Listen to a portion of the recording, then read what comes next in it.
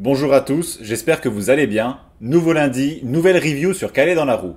Cette semaine, retour sur la course que vous attendiez tous, qui fait lever les foules au milieu de la nuit, le célèbre Tour de Taïwan. Je reviendrai aussi sur une petite course d'un jour moins cotée, Milan-San Remo. Je vous rappelle que la vidéo contient des chapitres en description et que vous pouvez passer directement à la section qui vous intéresse. La première étape du Tour de Taïwan a été remportée au sprint par Blake Quick, qui porte bien son nom. Après 2 années chez Jayco, l'Australien est redescendu au niveau continental chez Rujai Insurance et il remporte là sa première victoire pro. Il devance le Français Paul Hennequin d'Euskaltel-Euskadi. Le lendemain, Brady Gilmore s'est imposé dans un sprint pour costaud. Après ses 2 victoires en février au Rwanda, l'Australien s'affirme comme une légende des tours à l'autre bout du monde. La 3e étape a été remportée au sprint par Giacomo Balabio. Je dois avouer que j'ai jamais entendu parler de ce gars, et pourtant j'en regarde des courses obscures. Le sprinter israélien Itamar Einhorn s'est imposé sur la 4e étape.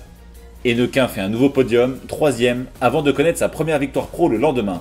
David Ebomboy est 2, et Einhorn 3 sur cette dernière étape. Gilmore gagne le général en battant son équipier Moritz Krejci au cumul des places.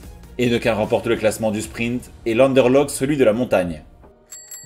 Mercredi avait lieu la 106e édition de Milan-Turin, avec l'ascension de Superga, 4,8 km à 9,2% en guise de juge de paix. C'est Isaac Del Toro qui s'est imposé au sommet, devant Ben Toulet et Tobias Johannessen. Les 3 hommes étaient les plus forts du jour, et Adam Yates finit loin à une décevante 4e place. Le même jour, Nils Ekoff a remporté au sprint la Knokke-Roekers en dominant Matteo Moschetti et Luc Lamperti. C'est un superbe comeback pour le néerlandais qui revenait tout juste à la compétition après sa fracture de la mâchoire en février sur l'Alula-Tour.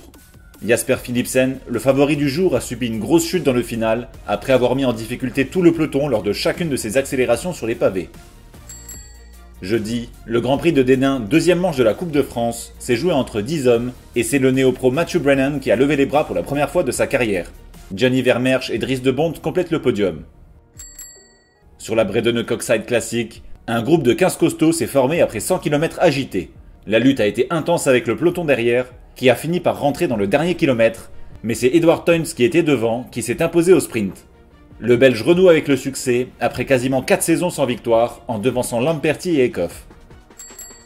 Après des années de fantasmes, Tadej Pogačar a cette fois dynamité la course dans la Cipressa, suite à un énorme travail de Tim Wellens et Jonathan Narvaez. Seuls Mathieu Van Der Poel et Filippo Ganna ont pu le suivre, l'Italien étant souvent au rupteur. Les 3 hommes ont parfaitement collaboré jusqu'au Poggio, où Pogačar a attaqué dès le pied, lâchant Ganna. Le Slovène a tenté sa chance à 6 reprises au total, sans jamais réussir à distancer son rival néerlandais. Au sprint, Van Der Poel a lancé de loin, et ni Ganna, revenu au kilomètre, ni Pogačar ont pu le dépasser. Je ne croyais vraiment pas une attaque de Poggi dans la Cipressa, d'où mes paris qui misaient sur une neutralisation des 2 favoris. Mais félicitations à eux, parce qu'ils nous ont offert un spectacle exceptionnel, et on se souviendra longtemps de cette édition. Enfin, dimanche avait lieu le Cholet-Aglo Tour, 3e manche de la Coupe de France. Lukáš Kubík, Benjamin Thomas et Niklas Larsen sont sortis à 35 km de l'arrivée, et ont résisté au retour du peloton. Au sprint, le Slovaque domine le Français et le Danois, et offre à Unibet Tietema Rockets sa première victoire de la saison. Van Der Poel est mon coureur de la semaine, il a fait la course parfaite à San Remo, roulant au bon moment sans trop en faire. Il a même tenté de lâcher Pogačar dans le Poggio, au même endroit où il l'avait fait en 2023.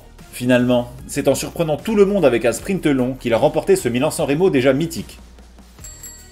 Pour la section info en vrac, la course des raisins en Belgique a été annulée après 64 éditions par manque de financement. Michel Esman, contrôlé positif à un diurétique hors compétition en 2023, a fait son retour sur Milan-Turin pour l'équipe Movistar. Christophe Laporte, hors de forme à cause d'un virus, risque malheureusement de ne participer à aucune classique flandrienne cette année. Je vous laisse mettre sur pause pour regarder l'ensemble des infos.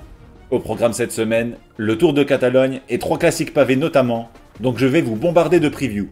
Je viens de passer le cap des 100 abonnés, donc merci pour votre soutien et bon début de semaine à tous.